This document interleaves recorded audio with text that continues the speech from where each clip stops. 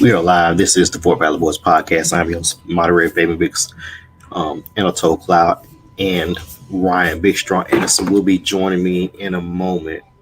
Tony has the night off. And on this very special episode, we're going to talk about how our brackets are so busted. Our bracket's so busted right now, it's like a hoopty on blocks with no engine and no gas in that joke. So we're going to be talking about busted brackets and talk about coming to America. Got Horatio with me. We about to start the show. Let go.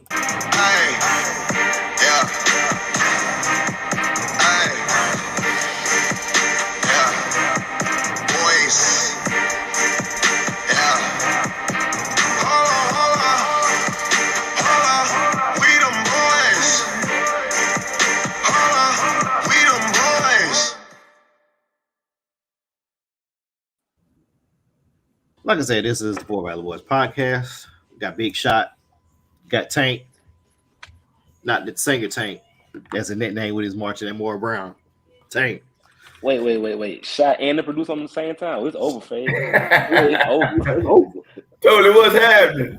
What's up, man? Hey, I saw your son 2 weeks ago at Fried Chicken Wednesday, man. He getting pretty buff, man. Man, I ain't see that this week. I ain't see it. I told him he still suck. Hey, let me tell you, that boy living his best life. He just went back up there with the Challenger. So Oh yeah. That boy finna be a mess.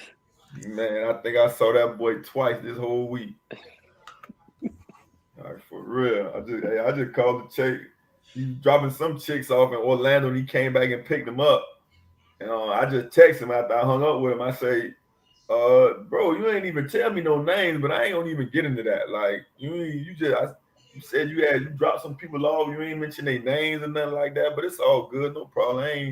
I ain't here to mess up your sneeze, But yeah, just keep an eye on him. Make sure he ain't acting a fool. You told him you knew me. I ain't even holler. Matter of fact, I just let him walk on by. I just watch him. I don't bother the children. You know what I mean? I let him live life. Yeah, I let him live life. Okay. Yeah, I get to see where he's going because I got his bank card, so it's connected, but I don't never say nothing. So I'll be like, damn, like Carrabba's and what's the little fish and some I said, damn. You going to Carrabba's? I don't go to Carrabba's. I'm grown. Yeah. I can't afford Olive Garden. Man, that boy got a rich daddy. Got to. I ain't got no rich daddy. And I don't even say nothing. I be looking like, what the hell? It wasn't Carrabba's. It was I don't know the name of that place. I know he go there a lot. Chipotle? Nah, it wasn't Chipotle. I'm trying to look on my little thing now to see what this dude be going. It's some type of seafood place.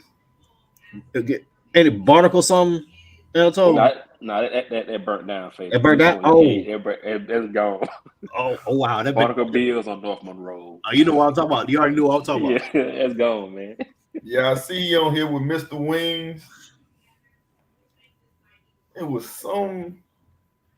He go to it a lot, though. I can't think of the name of it. Well, actually, I don't even see it on here no more, so... I see Relish Big Tasty Birds. Man, I listen, I feel sorry for the kids today because, man, we be in their business too much. Here you go. Roboto Tokyo Grill. That's what it is. Yes, sir. That's on Pensacola over the course of FSU. It's pretty good. It's like, it's like hibachi, but, fast hibachi. Okay. Yeah. He ain't making no mistakes. All right. Yeah, he ain't making no mistakes. Anyway, what we got, Fade? We got busted brackets. Busted brackets. We're going to do our Sundays. We do movie review. We're Coming to America. We don't need to even rewatch that. That's from memory right now. We can all do that from memory on that movie. But let me get to a couple of these sponsors right quick. Crazy Straws. He'll be on in a minute. He's crazy. He got straws. Crazy Straws. Just for me, if you got some gray in your beard, go ahead and put it on CB4. Just for me, get at your local Walgreens or Walmart. We're brought to you by Sprite, the Black Folks Drink, Arizona Tea. If you want a can of diabetes, go ahead and get your 99-cent can of Arizona Tea. Follow us on Facebook and YouTube by nightshirt.com. Don't need to tell you about that. Bernard Ingram, Fort Valley own Damon's Podcast. Chopping it up. Starting up soon. Follow on 12 p.m. Eastern. Starting soon. Damon will talk more about it on Wednesday. And of course, Crown Royal, XO, and Ginger Ale, the dark liquor. As you all know, there are no perfect brackets after Friday. After Friday, there were no perfect brackets after Purdue lost. And I believe everybody on this show said Purdue was the weakest link out of the 1 seeds. Am I correct, Horatio?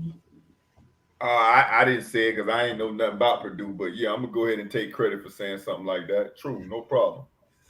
Yeah, all of us said Purdue was the weakest link out of the 1 seeds, and they proved that wrong. Fairleigh Dickerson sped them up, turned them over, and we always said guard play and coaching will win you a national championship or lose it. And we saw all of that today. And let me ask y'all this. What was y'all most – let's eliminate Purdue losing because we kind of saw that coming. What was your biggest shock so far in this first weekend? Oh, that's a good one. Man, it gotta be. I wouldn't even say the 1s and 2s losing. I would say the regularity of the 1s and 2s losing. Like, have we ever had a 1 and a 15 and a 16 advance in the same year? I don't think that's happened. And I think, man, obviously, like you said, y'all watch, more basketball than me. But man, I'm looking around and I'm seeing athleticism all the way across the board.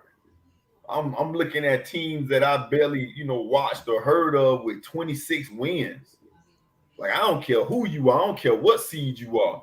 26 wins is a lot of wins unless you just playing the Little Sisters of the Poor every week. Yeah. So when I see a team, like I can't remember the team I was watching today, before I came on, who was that playing? Who was playing? Was it Michigan State? Michigan State and Marquette. No, I don't think it was that team. It was some team. I can't remember. They got a tall kid. But I'm like, they won 25-26. Was it? No, it wasn't Creighton. 25-26 games. What games was played today? Kentucky and Kansas State played today. Creighton and Baylor playing right now. Creighton's about to advance. That's an upset right there. Creighton and Baylor. Creighton about to beat Baylor. Creighton's about to beat Baylor. Hey, stop with the seeding. Stop with the seeding. Like, just go ahead and just draw straws and let this go, man. These teams that are ranked lower, they don't care about you. This is not the tournament from 10 years ago. They don't care about you no more, man. These guys out here hooping. And shout out to my man Naquan Tomlin. Anatoly, you may know that boy. He played at Chipola last year. I mean, I know that's a little bit further west. Oh, yeah. Chipola, yeah. Yeah, he played at Chipola last year when I was up there doing the JUCO tournament. And I saw Buddy. Like, it was Chipola versus Northwest Florida. And I'm like, hey, I don't know who this dude is, but he nice. And he just he went to Kansas State. He ended up signing with Kansas State this year. And they just beat somebody. Kentucky. Yeah, they just beat Kentucky. And he doing his thing. So it's kind of cool when you see a kid playing at that JUCO level, and it's like, yeah, he gonna go to the next level and do something. And I think they got him as one of those draft sleepers, NBA sleepers. So guard play and coaching. Guard play won it for Kansas State. Coaching killed it from Kentucky. Simply, guard play and coaching wins you a championship. And Kentucky have not had Savion Wheeler for the last 12 games. He's been out. No excuse. Still got to play. Still got to play the games. But when your number one point guard is out, that's a problem. Now, case on last name slipped. Number 12, number 24 for Kentucky. He had a good game, fouled out, but Kentucky could not get into the offense, could not find a flow, could not stop the point guard for Kansas State. He was wheeling and dealing out there. That point guard for Kansas State. Yeah, he's a big time kid. What about you, Anderson? What's the biggest shock from these first 4 days of the tournament? The biggest shock for me, I was talking to my brother yesterday, is it has to be Princeton. I watched Princeton Ivy League tournament just bored one night, and they were looking like the worst. I'm like, these guys, I thought they should have been a 16, and for them to make the Sweet 16, I'm like, what in the world is going on? And like Shot was saying, just throw the rankings away with the transfer portal and all these kids going everywhere, getting the fifth year stuff, and kids coming up from the lower divisions going to big time college basketball. It's a free fall. I said it last week in the chat. I'm an undercover Kansas fan. You can ask Fabian that, and I thought they was terrible all year. They have no big men, no depth because of the transfer portal. And Bill Self don't really play freshmen like that anymore anyway. So they're playing and all those guys got drafted last year off the championship team. Yeah. All of them except for Wilson. Wilson was player of the year. Wilson did his thing, but at the same time, you can't win with 6 guys when your tallest big man is 6'6", and he's always in foul trouble. I mean, Kansas. I picked Kansas out of love, but I knew Arkansas was going to get them. But Princeton doing what they're doing is amazing. It's wacky, but it's the greatest. Thursday, Friday, Saturday, Sunday. It's the greatest to me sports event ever of all time. Every year. I'm going to pull the brackets up now, right quick, so we can take a look at this monstrosity. If I knew what I knew now, I would have chosen Gonzaga. And the reason why I said is because Kansas State. Now it's easy for me to say Kansas State, but when I first saw Kansas State the other night, because I remember watching the kid, they backcourt like 25 years old, all them could rent a car with no penalty. Them guys are old. And then I would say Gonzaga again, if not necessarily reseed them, but I would pick them because Gonzaga don't get guys that leave early. And what I'm seeing, now, I promise you next year I'm gonna take this in consideration when I start picking teams. I want to know how old you are. I'm not going by the names no more. I'm not going by the record. I'm not going by the seeding.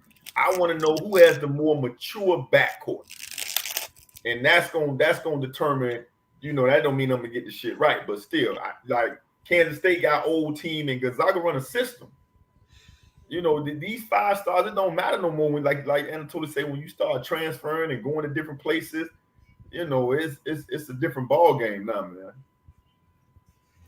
And I'm gonna say this: I tried this year. Like, I picked Auburn to beat Houston because I'm thinking on the game in Birmingham, from Auburn to Birmingham. That's like you can give them the bus. I said, okay, they're gonna have a home court advantage. Man, Houston looking like the doggone 80 Lakers out there. Ridiculous. And Sasser looked healthy. He looked very healthy. He looked very healthy. I tried that logic too. It didn't work for me either, man. I'm like, shit, that's right down the street. Yeah. Yeah, that didn't work for me. And yeah, Creighton beating the brakes off Bill. It's about to be a double-digit win. If you look at the breakdown of conference teams that's left, by conference, it looks like it's just one Pac-12 team, 2 SEC teams, 2. If you count Texas, 3, 4, 3, not counting adding Texas in there. 2 Big East teams, UConn and Xavier. Big 12, you got Creighton 3. Big 10, Michigan State, about the only team left out of the Big 10. So this SEC. How many teams from the Big 12? Looks like only the team that's left right now is Kansas State. In Texas. Kansas State, Texas Christian plays the Gonzaga at 9:40. So we don't know what's going to be. It's a mixed bag. So it's like SEC and the Big 12 are the bigger conferences right now. Michigan State's the only team left in the Big 10. And Michigan State making that far. I picked Michigan State to lose early for them what they're doing. That's but like you said, Shot said, coaching, guard play. Coaching and guard play. Said that Yeah, I normally I get burned, but I never go against Tom Izzo in the tournament. He's Never go against Tom Izzo. He's to me with Tom Izzo, he is a usually every senior class he takes them to the Final Four once every 4 years, and he hasn't done that in the last few years. So his teams have not advanced far. And by far, this team is a little bit more motivated with the shooting that happened a couple weeks ago. So they're playing more inspired ball right now. They didn't look good in the tournament, but right now you got a battle tested coach in Izzo, but they don't really have too much. I think they play better when they're small. If they don't have a center out there, I think their offense flows a little bit better without a center. And that's what killed Marquette. Now, Marquette got screwed a couple calls in the second half, but you still got to play through that. There was a goaltend that wasn't called with 3 minutes to go. That kind of broke the momentum, and that's what allowed Michigan State to blow wide open. But if I wouldn't put past them Michigan State make it to the Final Four. I need to let me look at that breakdown of there. They can play Kansas State. I think they could beat Kansas State if they lock down the guard from if they lock down that guard. Shout out to man Mario Johnson came on. He said Arkansas had the 2 best players on the floor. Yeah, against Kansas. Mm-hmm. Yep. Man, Arkansas had a little bit more. Nobody care about those seeds. Yeah, Arkansas made it to the Elite 8 last year, and they played sound defense. They stay strong in their principles. And they had a great recruiting class last year. I'm talking about Ricky Council, all them guys. Yeah. Anthony Black, all those guys, great recruiting class, number 2 in the country. Michigan State was 58 in the country last year in recruiting. That lets you further know that coaching in guard, you're going to hear that a lot for the next 2 weeks. Coaching and guard play. Looks like the only 2 number 1 seeds left are Houston and Alabama. We got Kelvin Sampson with legal cell phones, and Alabama with the Armory and Brandon Miller. Nothing like a little adversity to get you through tough times. Yeah. I'm gonna go ahead and call it now. Alabama gonna beat the brakes off San Diego State. You call that now. You go ahead. I don't know no more. Yeah. I ain't even finna. But let me add something to this, because you said something about a couple of tough calls, and my dad called me earlier, and he wanted to tell me about Memphis getting robbed, and I kind of want to touch on that, because I feel like the culture where people automatically blame the referees, and you know, it's really, really disappointing, because when I looked at the play, I heard my dad, and then based on what he told me, I was under the impression that the guy was standing in front of the ref saying timeout, and the ref just ignored him and then waited to the guy, and that wasn't the case. When I looked at the play, you know, the boy held the ball out for like a split second, and somebody jumped on him, and then, you know, they gave him the jump ball. They said jump ball instead of giving Memphis the timeout. But what I want to say is, why was the refs not giving them a timeout to top it, and nobody talked about the turnstile defense that was played with 5.2 seconds to let the boy go lay the ball up? Why are we not talking about that? Like Penny, your team, the headline was ref gives FAU a timeout. A jump ball, did not grant Memphis a timeout. That was the headline. Officials did not grant Memphis a timeout. But Penny, you still up with first of all, you turned the ball over. Then they came down and turned the ball over. Then we got a tie up. You're livid, but you still up with 5 seconds to go, and your dude couldn't stop kids from crossing the street. And that's but the narrative is the officials, like, you know, because people like I had several dust ups this year where I had to let the fans know what I thought. And they was like, man, you can't keep doing it. I say, nah, because the culture is we're gonna criticize the refs and we're not gonna get no feed. The refs don't snap back. And when I tell people, whatever y'all selling, I'm buying. So when you say something slick, black and white gonna say something slick back. Then now we got a party. You know, and so I just had to throw that in there because I just didn't think that was cool. What did y'all think about that play? Did y'all see it? I mean, I saw it. You're right. I mean, The one caveat I add on there, this possession arrow got to go. Yeah, It got I was to gonna go. ask Shot that. How do you It feel got- about the possession arrow? It got to go. Just go straight jump ball if you're gonna tie it up. Yeah, I think the possession arrow, we do take into account the possession arrow. Like if a coach asks for a timeout and then there's a ball on the floor and it's their possession, we may give them the possession and let them preserve their timeout. You know what I'm saying? Stuff like that. Or if you're asking for a timeout, we'll give it to you, you know, because you didn't have a possession arrow, little things like that. Yeah, I would just say jump it, man.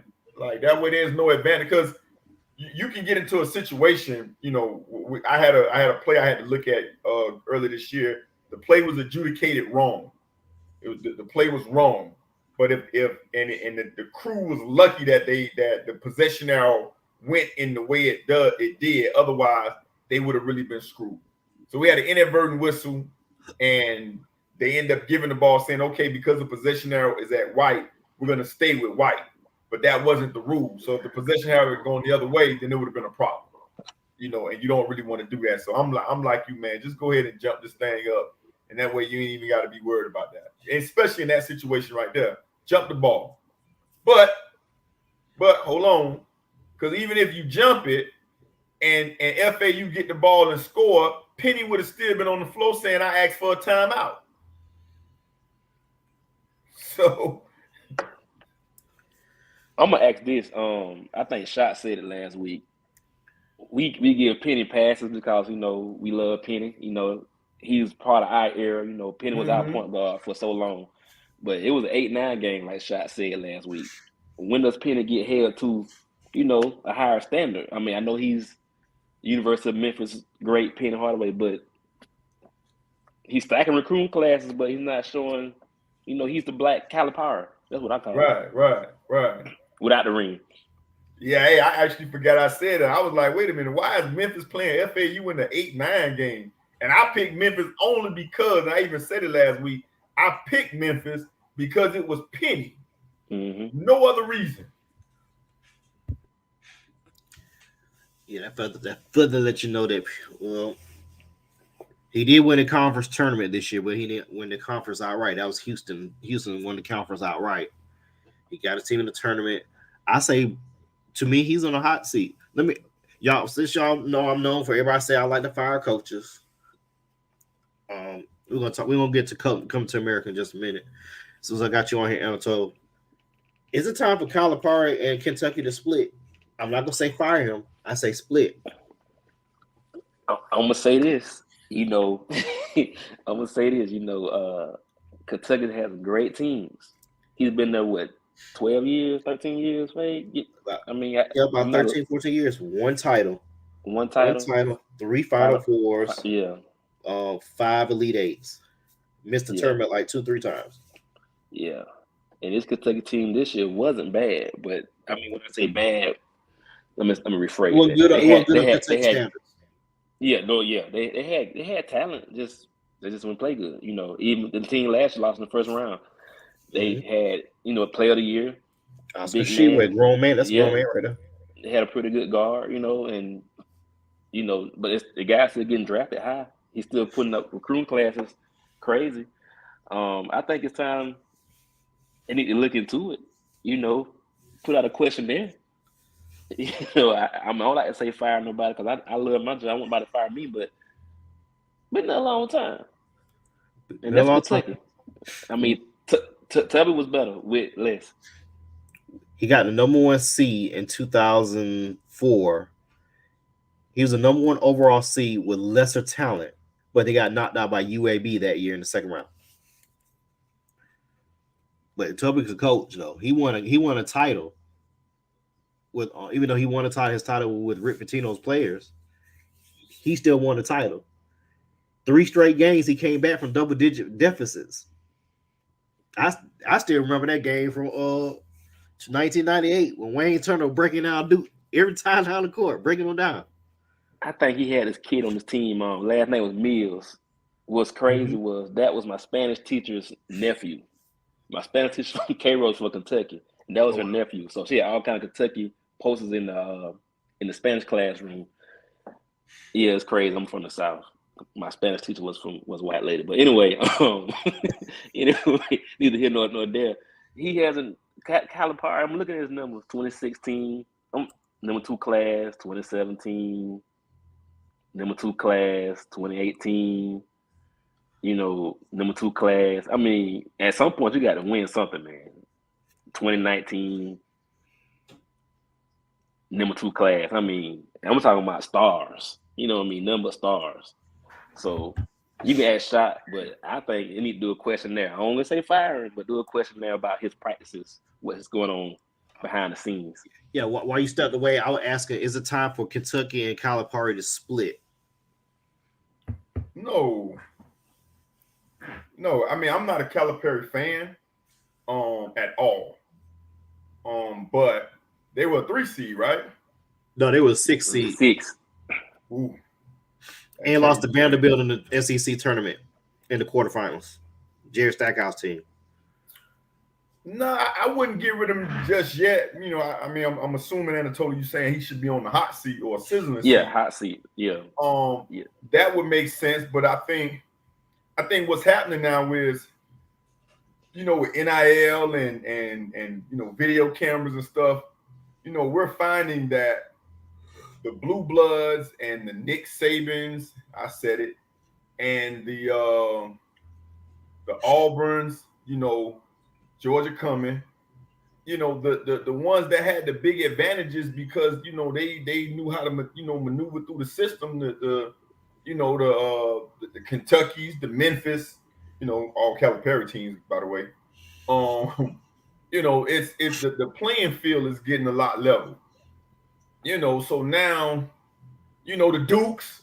I had an argument with somebody recently. No, this was a couple of years ago, and they told me they didn't think Coach K paid players. What? So you telling me Zion just decided to go to Duke for no reason? Like everybody else was offering Zion money. It was known, I believe, that Clemson offered him money, South Carolina offered him money, and he said, "Nah, hell no, I don't want no money. I'm gonna go play for Mike Krzyzewski for free." Man, come on.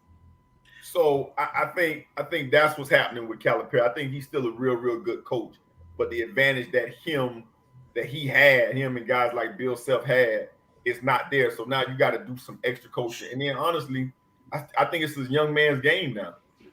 I think this is a young coaching man's game. Like, man, Tom Izzo don't know how to relate to these kids, and it's a different breed of kids now.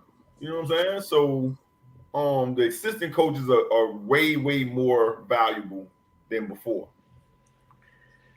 Yeah, if you look at the coaches who won, Bill Self won last year, but his staff is experienced. Scott Drew won with Baylor the year before. 2019, I think it was Villanova, Jay Wright, or was it 18? Either way, then North Carolina with Roy Williams, then Jay Wright again, Virginia, Duke, UConn with Kevin Ollie, who was wrongfully fired from UConn. Should still be the head coach of UConn. And then you go back to Calipari and then Duke, so forth and so on. But yeah, if you look at it now, the trend is like Shot said, either young head coach or your assistants are up to par as far as recruiting and how to relate to the student athletes or athletes that are having to be students. And let me add something else to this. And I know I'm gonna sound like a homer, but if the University of Miami wins this game tonight, and I think they're leading by like 8. If they win this game tonight, and they're not blue bloods when it comes to basketball, but they made the news this offseason by bringing in that guy. It wasn't Nigel Pack. Was it Nigel Pack with the NIL deal? I believe so. And the women's basketball team made headlines because Nick Saban talked about him, and then they got a slap on the wrist for Ruiz having dinner with the twins. But I'm saying that because if Miami gets to the Sweet 16, and we didn't even hear about Miami last year, but I know they gave this kid like $250,000 on this NIL deal. right? And then Isaiah Wong came back and he got some NIL money. If they go to the Sweet 16, you're basically saying, I'm gonna buy me a team. That's what you're basically saying, because you could easily say, look at Miami. Nobody talks about Miami basketball. Hell, I'm gonna be honest with you. I saw one game this year. I kept saying, wait a minute, they for real? They about to win the ACC? And you look, it's with kids that were recruited through NIL deals, that were transferred because of NIL. So you're gonna see a lot of that in the next couple of years if they don't do something with this NIL, if you ask me. Yeah, they're gonna have to find some way to regulate it, make it where if it's equitable for all, not only just football, basketball, for all sports, and then it's levels to how much you can get as far as your classification. I'm thinking if you're like, say for instance, you're a freshman, you come in, you make $7,500. You're a sophomore, $10,000, junior, $20,000. If you stay to your senior year, $35,000, something like that. Well, but the way the money is just ridiculous. Like with Bijan Robinson at the Lamborghini place. I don't know if you saw the Bomani Jones game theory. He was talking about NILs, and he had a Lamborghini. I'm like, he got it free. Problem is, he got to pay the insurance on that joke, which still he get other NIL money to pay the insurance on that joke. And I don't know if you noticed, but since they've been talking about NIL, Texas went right back to the top of the recruiting chart. They used to be, they was always top 10, but boy, they top 3 now. Each lineman get 50,000. I'm going to Texas. The running back getting the Lamborghini. They got one of the top running backs from Florida this year to sign with Texas. Sight unseen. They got Peyton Manning nephew. They said he got Arch Manning. Million. Yeah. He got what? Arch Manning. They say he get. Oh, it's 2.8. They say he got 2.8 million. and I'm gonna say this: I'm not in Arch pockets, but I don't think the Manning family need 2.8 million at all. No. But it's principalities, Smokey. Mm-hmm. It's principalities. That's all it is. Yeah.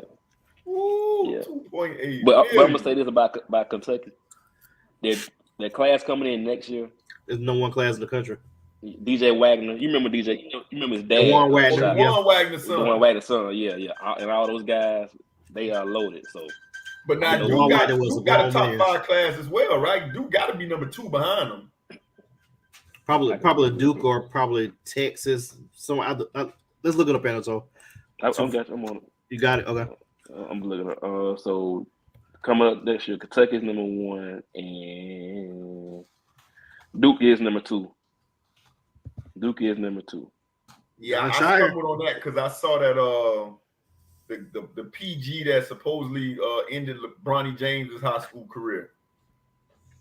Remember we was talking about that last week, 2 weeks ago. We were talking about that. Yeah, Jared McCain. That's the kid. California. From California. Yep, yeah. Got to be from California. Yeah, he got snubbed from the McDonald's All-American game, and then he Isaiah Thomas Bronny James after that. He did what Isaiah did to John Stockton. He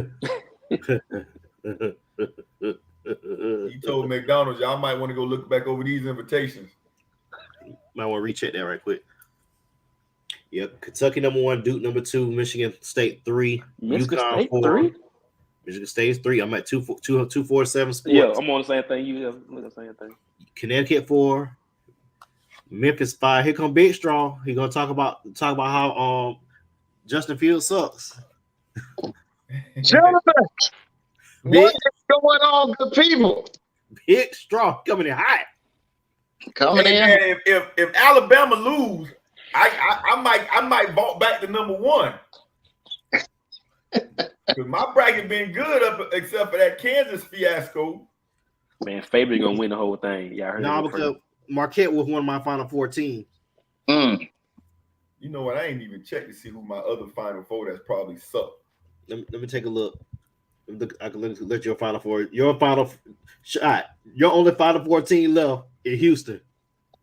That's good. That's real good. Matter of fact, that is gone. Beside that, all you have left is Alabama, Houston, Xavier, and Gonzaga. So you have a chance.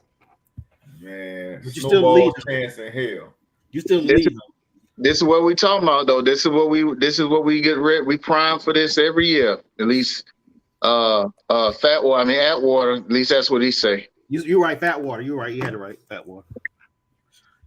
Got to be more careful. You don't kill me. Horrible. You had it right, Ryan. You said it right. You said it right. We love you, Mike. Free Mike.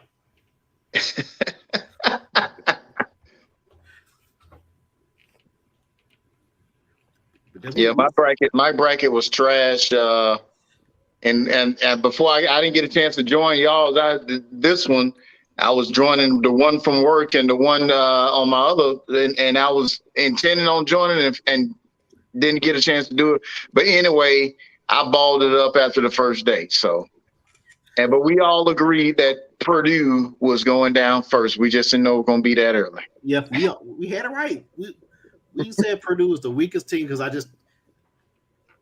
I'm not going to say it because I'm going to sound like I'm racist. So I'm not going to Caucasus say it. Mountains. What you call it? Shot Caucasus Mountains. Yeah, that's what we were talking about. And think about this too. The guard play has been bad. Think like the number one seeds. Kansas didn't have no size, and they didn't have Bill Self. We looking at Purdue. They were sped up by Fairleigh Dickinson, FDU. They were sped up that whole game. The whole game they were being sped up by them, and they didn't want that. They wanted to slow down, throw it to Edey, 7'3". Did you know Edey the center, did not have a shot the last 9 minutes and 30 seconds of that game? Lord have mercy. He's 7'3". How you ain't want it. You ain't want it. Either that or somebody bought the game. No, they got the ball to him. The problem was though they would double team him every time that he got the ball. Well, the thing about that game, was they said going into the game that they thought they could beat him. The coach said he thought he could beat him. That made news right there. He said, he said we can beat these guys. And I'll be damned if they didn't go to and go and beat them. Yeah, because I told you, I do not trust Matt Painter. I do not trust Matt Painter as a coach. He could not get his team past. I think he's been to the Elite Eight once in his 20 years as the coach. Just can't get it done. I've been saying that every year. I was wrong about Bill Self last year. I almost bet on him this year. I'm glad I didn't because he wasn't even coaching. So it's not Bill Self fault though. It's not Bill Self fault. That's why I text you. Like, they can't blame Bill Self on this one. He wasn't even there. Yeah. That coach. There was several times things like call timeout, dog. The TV timeouts was great. You can save your timeout, but call the timeout here and there. Like Shaka Smart should have called a timeout when Michigan State went up 3. Should have called perfect time to call a timeout. But you want to run it, you turn the ball over. They went back down and got a shot. It is what it is. It's definitely madness. Definitely madness today. Definitely madness.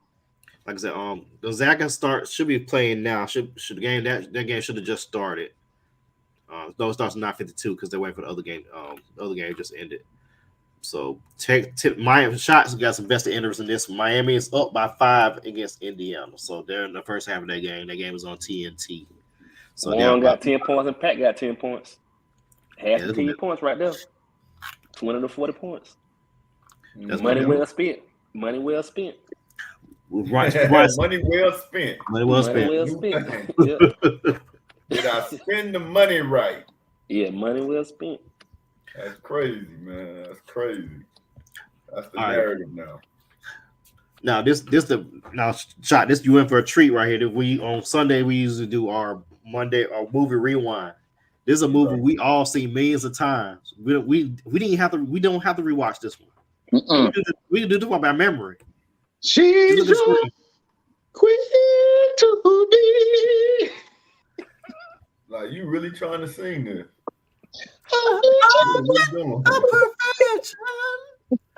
Oh my God!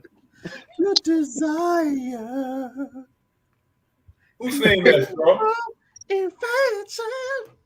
Who sung that song? Omar. That's who sung it? Yeah. Yeah, let them finish it.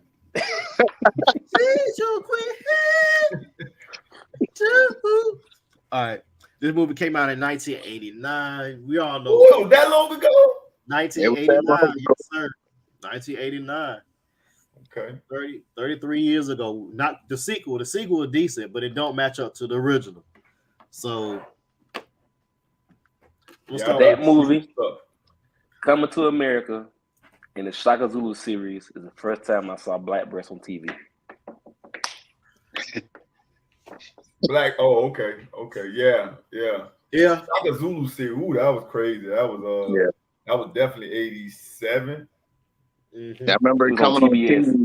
It was on TBS, WATL, the old WATL out of Atlanta. Used to come on there all the time, at least yearly. You had a Shaka Zulu series on WATL out there. I actually just rewatched that about a couple of months ago. It may be maybe a year ago right after the pandemic. I actually pulled that series back up and watched that as one of my favorite mini series of all time.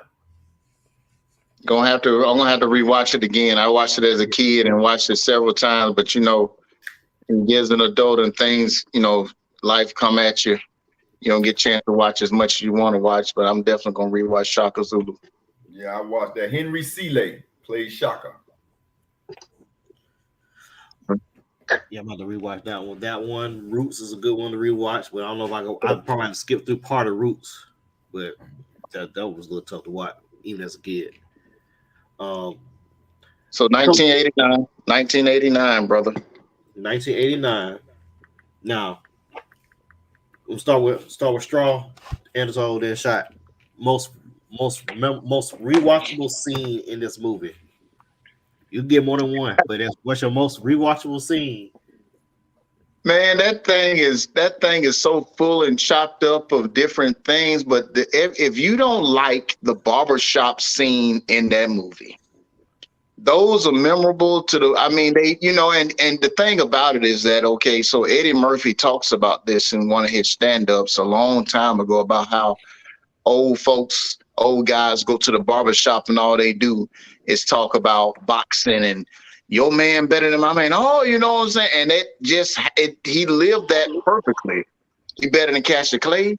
He better than Sugar Ray. He better than that new boy. What that new boy? Mike Tyson went like a bulldog. He killed his ass and he whipped all their ass. And that's what I'm saying. It's just that whole scene, the whole interaction of people and how people was in the chair just laughing.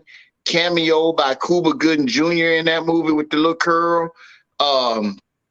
That whole interaction in the barbershop scene is always going to be memorable for me. Always. That's timeless to me. Tank, go ahead. For me, when they first got to Queens and, everybody was looking at them like it was from outer space and, all this stuff got stole. That was always funny to me when it came out the next day. It's like, I think these people stole our things, They start, and then when they went to the bar, try to find a young lady, and they were just like shell shocked because of the culture shock. Those scenes, and then them in the beginning when he got bathed. I mean, that was the scene I would play. That was for me as a 10-year-old. That was for me. That was it for me. But those are the scenes for me that always get my attention. And then just seeing black people on TV. I'm 10 years old. This movie's out. We didn't watch them in the movies. So I'm almost like 11. So I watched it in the 1990s. So seeing black people like a black person movie and they're not coons, that was big for me. Growing up. So I just love that movie because it was just like. I hate to use this term. I hate the term black excellence, but it was black excellence. It was amazing, beautiful movie. I wish they would never made a sequel, but it was okay. It was okay. And the movie wasn't. I mean, it was a comedy, and we watched it over. I started my career at Morris Brown, so we watched it again at Morris Brown on the bus going to away games, and like it was one of the funniest things I've ever seen in my life. Every time we watch it, know every line. But that's for me. Those scenes are the best scenes for me. My son works.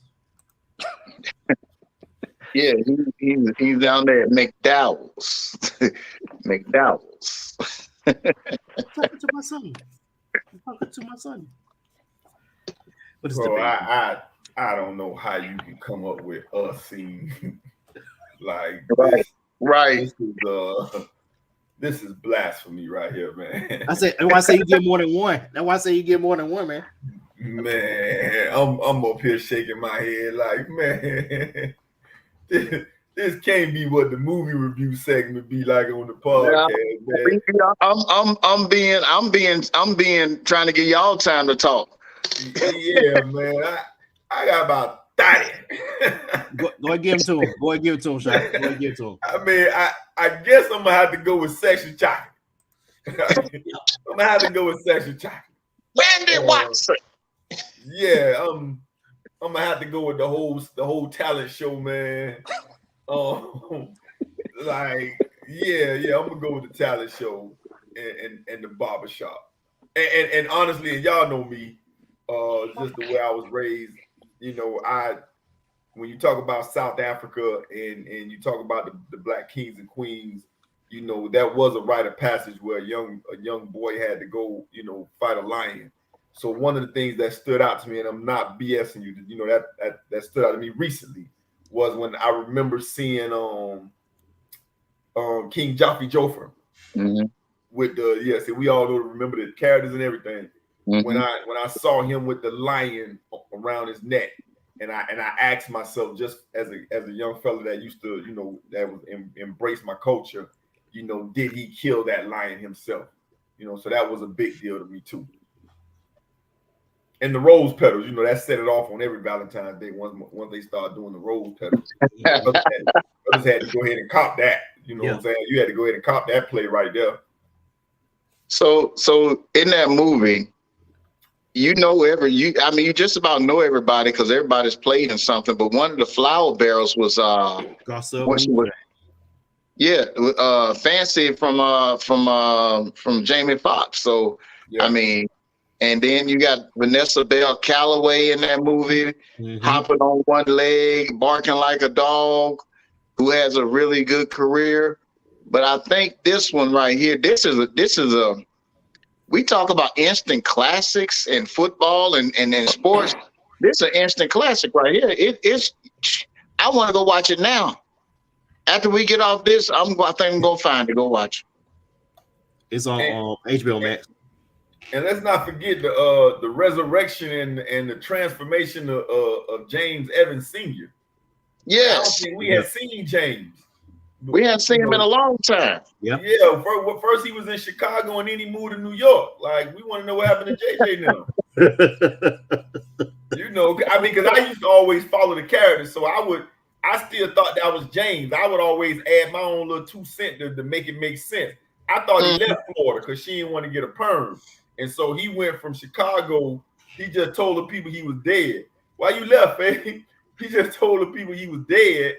He sent a telegram. Started a whole little franchise. If you ask me.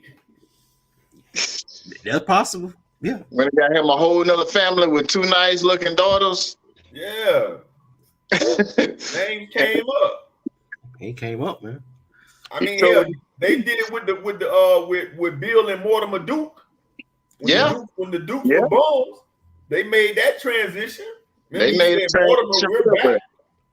So we talked about that. Told Florida them he died, and he went to New York and opened up a McDonald's. He, the Dukes. As far as the Dukes, I always wonder how that translated and why it translated so well. But we talked about this when we were talking about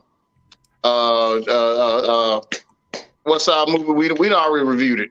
Right. No. With the Dukes.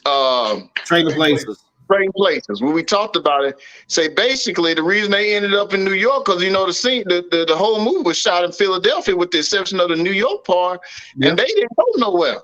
They took everything from them 2 dudes, and then they still on the streets. Someone said, "I'm not talking to you, Mortimer." I'm still not talking. That was filmed in New York. That was New York. They was from the Philadelphia. The whole time. They're from Philly. Trading Places. They were supposed to be in Philly.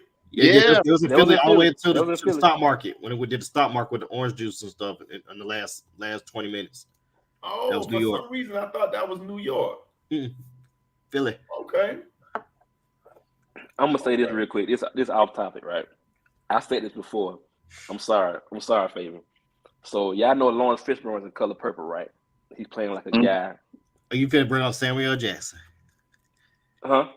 I thought you were bring up Samuel Jackson. No. So you know that's Ike Turner in Color Purple.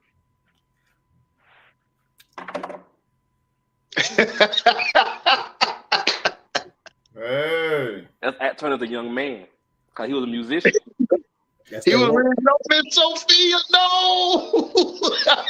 You gotta stay woke, King. Gotta stay woke, King. Gotta stay woke. The same thing. Gotta stay woke, King. that's my low key favorite movie. I just can't never tell nobody. Color You trying to Purple? help Ike? You trying to help Ike? Oh, No, what I gotta do? Oh yeah, everybody, that's a great movie. I love that movie. that's a great movie. He should have got. I mean, be honest with you, Angela Bassett and him should have. I think they got nominated, but somebody should have won something. Yeah. Somebody should have won something. That one part, and I love this song by Ike and Tina Turner. Really, it's just Tina because I think the River Deep Mountain High, and that part where she sings her behind off for this other guy, thinking that he gonna say something derogatory, and he ends up saying, "Anime, that's some good work there. Anime, that's good work." And she's so happy. She is so happy, and he just leave the room. He mad. He really mad the whole time. But Larry Fishburne, he should have got. Yeah, he played that part. That's him. Yeah. They both got nominated for Best Actress and Best Actor. Of course, they didn't win. So Bassett won the Golden Globe for Best Actress. Well, shoot, Eddie Murphy won a Golden Globe for Best Supporting in Dreamgirls, and one I don't even think he was nominated for an Academy Award. Okay. Because when he didn't win, he left. Mm-hmm. Yeah, he left. But you didn't expect to win the Golden Globe. Mm-hmm. Like shots to this, the whole movie is a rewatchable scene. The whole movie. But if I have to pick one, if I had to just pick one or two out of that whole thing, I would say when they go into that club trying to find a queen, I was Joan of Arc of my former life.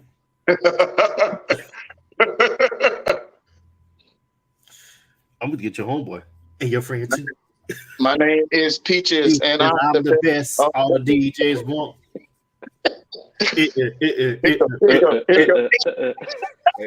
Hey, that's real too, man. You get some, back in the day, boy. You go in the club, you got some real boogers. Like, yo, what are we doing? Like, man, listen, I don't even want to. Oh my God! Now we look. Don't forget, we had James Earl Jones, Darth Vader, of course. He's great actor in his own right. Been in so much stuff. We didn't bring up Frankie Faison from he was in Silence of the Lambs and Hannibal, and in Manhunter, Red Dragon. Also was on The Wire. If we want to go that deep, he was on The Wire. Who is this? Frankie Faison, the landlord. Yeah. Oh yeah. He had his own show for real quick on Fox. It wasn't on there. I don't even think it was on there half a season. He was married to the lady of the Mountains of Caucasus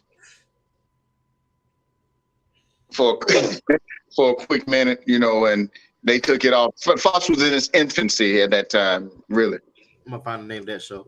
Don't forget Eric LaSalle from ER. Louis Anderson.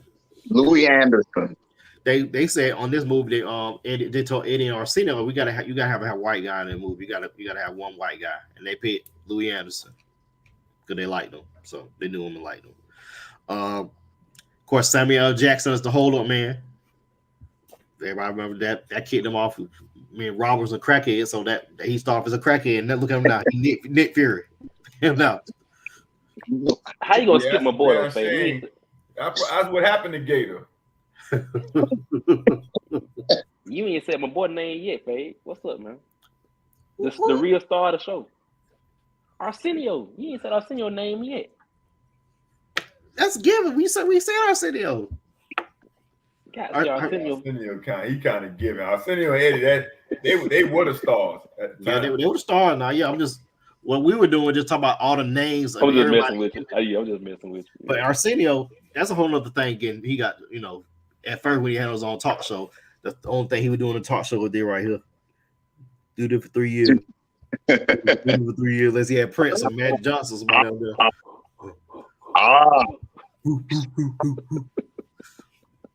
But check this though. The movie budget $36 million, right? It made almost Really? 300 million. Yeah, made almost 300 million. That movie right there, you look back at it, man. That movie, I mean, shoot. I'm surprised. I'm sure folks still getting some residual off of that.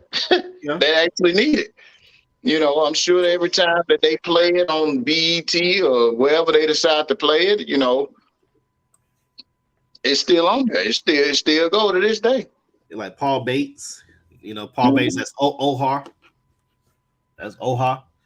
Only thing I seen him in was in one episode of Living Single, in an acting class with Sinclair. So if you look on YouTube, there is actually a spinoff series on the original Coming to America with Paul Bates. I forget it aired. It was tested, I want to say, on CBS, but never made it 5 episodes.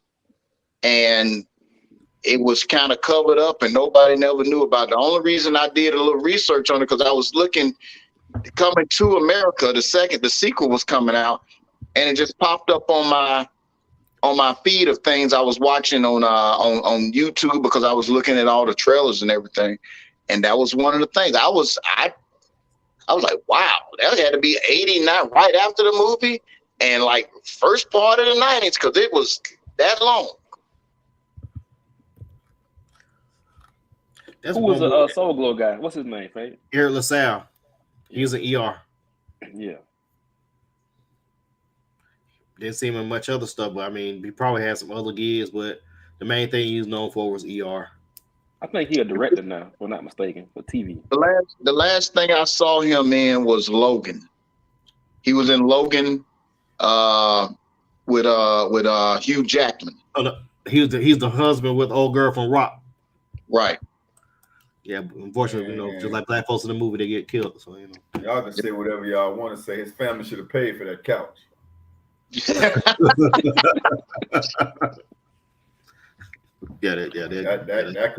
could cause some problems. That's facts, right? That's an alpaca couch. You gotta block that mess. You can't just wipe it. You can't wipe it. You gotta block that. Yeah. The last movie he in was Logan. Straw. That was the last movie he was in. Which one? The movie. As far as TV shows, he was in Law and Order. He directed an episode of Law and Order, Black and Blue, in 2022. Directed some episodes from Chicago Justice, Chicago Med, The Quad, Training Day, The Librarians, Law and Order, Organized Crime. Just direct a lot of directing stuff. CSI, Cyber, Rosewood.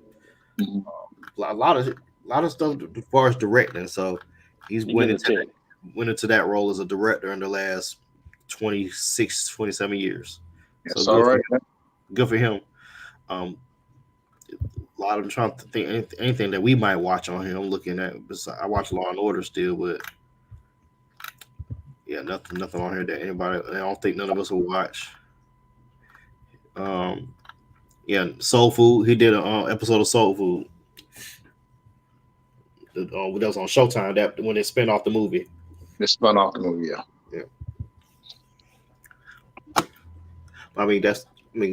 I'm just mad they made a sequel to Coming to America. They waited too late, to be honest with you. They waited about 30 years, almost 30 years too late to do the sequel to that movie. They did.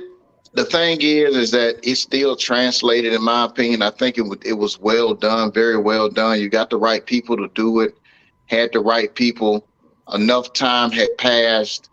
The storyline was actually good. It's just when you have this up here on this pedestal, there was no way in the world. They could have. It was no way in the world that Craig Brewer, the director of Black Snake Moan, director of Hustle and Flow, was ever gonna come close. He wasn't coming close. Yeah, that's why I'm like movies like that. like Harlem Nights. I wouldn't mind them doing a sequel, see what they're doing. And I wouldn't mind that if they did 2 years later. Come to America, I think they, like I said, they just waited 24 years too late. Come Harlem Nights, I could live with that. I think we talked about on the show when we did Harlem Nights. They said one of us did somebody say that Life was the sequel to Harlem Nights? I don't think so. Well, I might have read that somewhere or something. They said that Life might have been a sequel to. I don't see how, but I don't see how that one was going to translate. Now I think we were talking about when we were talking about New Jack City. We talked about New Jack City one Sunday, and we talked about Sugar Hill. Possibly, yeah, I think that was that one. Okay, gotcha. Okay, like I said, I just mixed up shows. Well, I wouldn't mind it. I don't think we need to remake this movie. I think you need to leave like it is. They made the sequel, and I'm good. I can just rewatch the movie when I want to and just quote them. I mean, they didn't jack it, Fave. I don't think they jacked it up. They did a good job telling a whole nother story with a lot of the original characters. But if you would have left it alone after that long, I'm not mad. Yeah, I'm not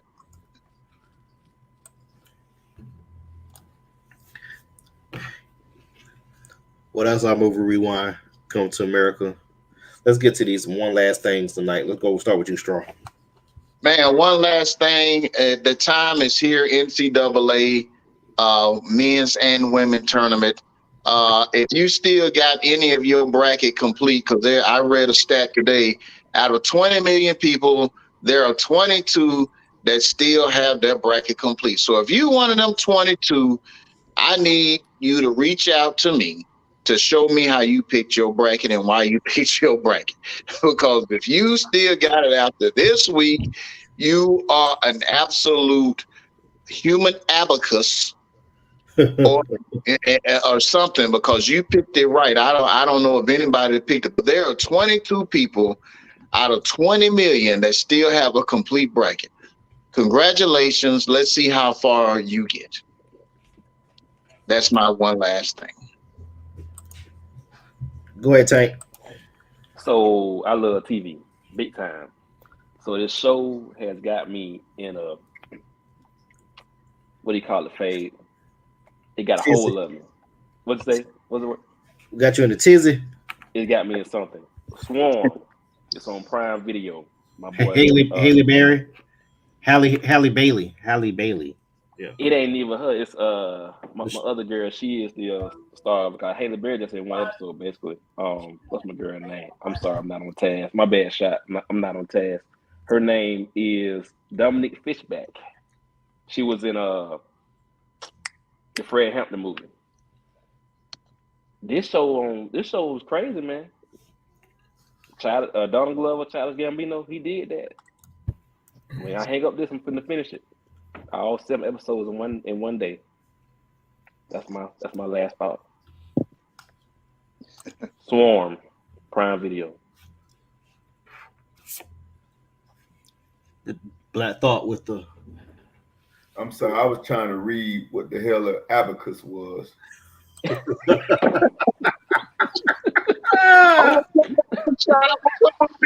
Now. Frame. Oh, okay.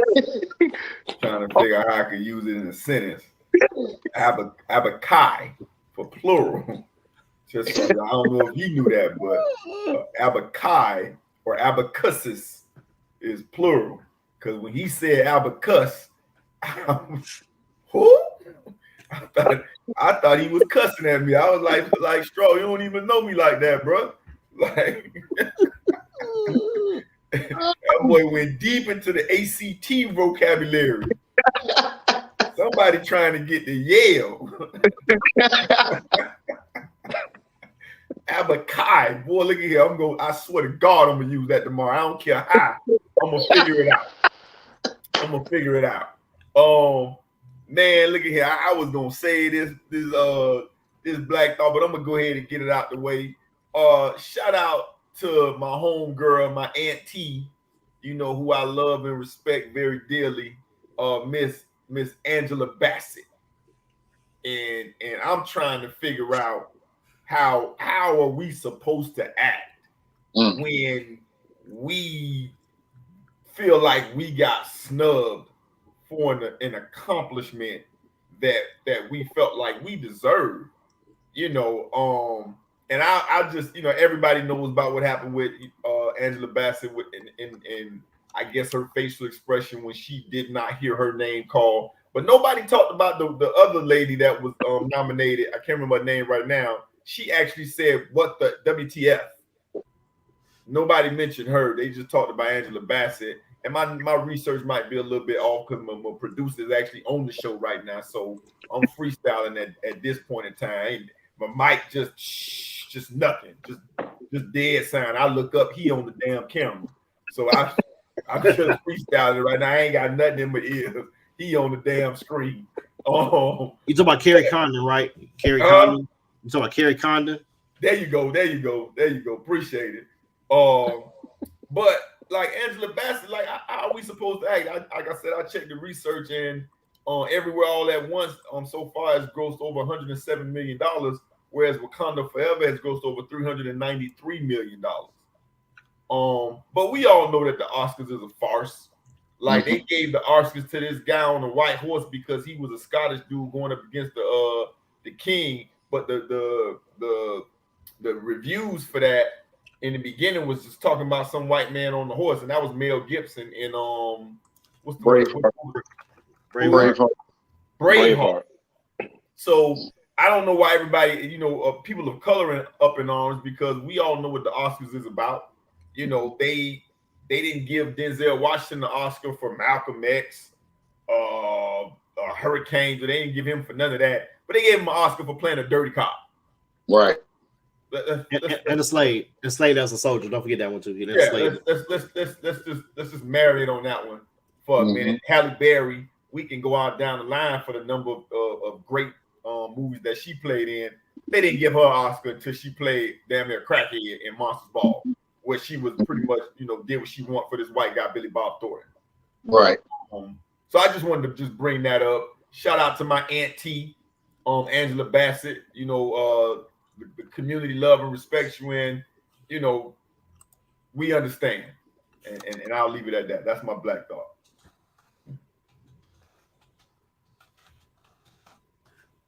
Yeah, I actually sat down and watched Everything Everywhere All at Once. That was a great movie. It really was. And I actually enjoyed it. I watched it last year when it was available on, I think it was on Prime for Prime members. And it grossed only $112 at the box office. Only spent $14.3 million. And I talked about that on my party shot on Wednesday, how the Oscars so caucus. And you said the exact same thing. Just if the other girl from Everything Everywhere All at Once won it, I would have been fine with that. But Angela Bassett still deserved it because she should have won. She should have won 3 Oscars at minimum. 3. Tina Turner, Malcolm X's wife. Which she reprised that one. Mm-hmm. And then let me just add this. Let me tell you how these award shows go. Just the last award show, not the was it the Academy Awards with the music with Beyonce, right? Grammys. Somebody explain to me, because I'm not really that good in math. How do you win an award for 4 songs on an album and don't win the album and not win album of the year? The math ain't math. They use that algebra trigonometry, algebra 2 with trigonometry. Yeah, like that's like winning the Davy Award, being first team All-American, the quarterback of the year award, and all of them, and then not win the Heisman when it's a bunch of quarterbacks up there. Yeah. And I ain't no Beyonce fan like that to be talking about it. Like, I mean, I'm a fan, but not like I'm outraged, but because I don't even watch it. Like, y'all had to tell me when Chris Rock got slapped. Shout out to Chris Rock.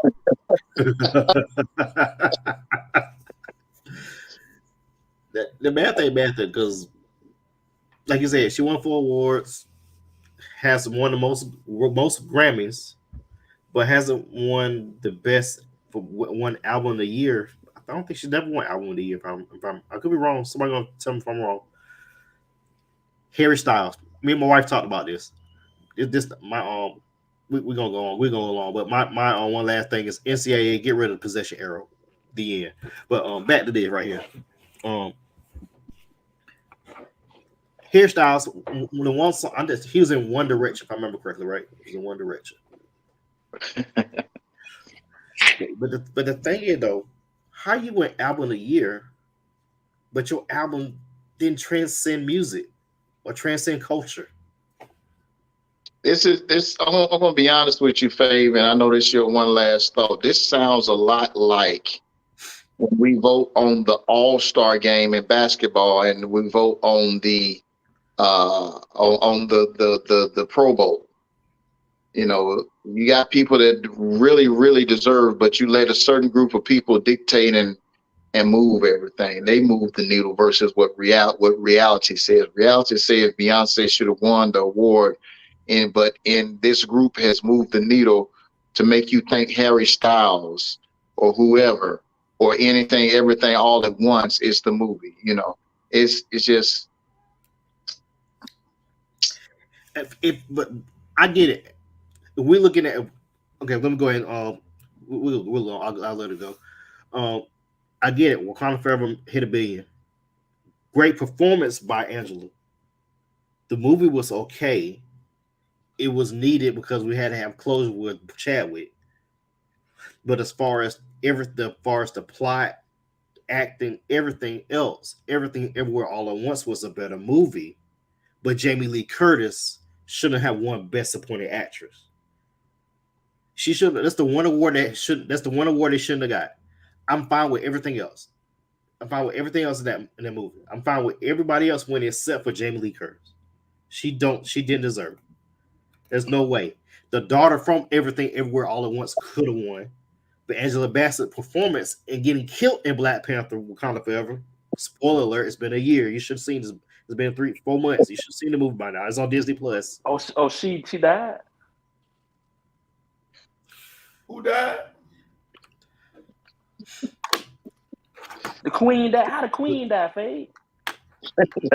That's the show for this evening, ladies and gentlemen. Name killed her, dog. Name killed her. No, with like a little water bomb. Yeah, you've seen it. Yeah, you've seen it. It's on Disney Plus right now. But she should have won. I think Angela Bassett should have had at least 3 Oscars if you really want to. Just look like this. Color Purple didn't win any, so Color Purple didn't win not one Oscar when they were up in the 80s. They were nominated for 11, didn't win not one. Didn't win one. So this is nothing new. Nothing new. Maybe we all make a movie. We all criminals and dirty cops and dirty senators. We'll get nominated. Or slaves. We're dirty cop, slaves, or crackheads that's turned out by Billy Bob Thornton. We'll win something. Or housekeepers. Housekeepers, they help. That's for housekeepers. Maybe we say make me feel good. That'll get us a shout out. But that's our show for tonight. Of course, you follow us catch us on Wednesday. We're gonna have another breakdown of the brackets of Sweet 16 and see if Aaron Rodgers finally get traded to the Jets. We out. Y'all be good, man.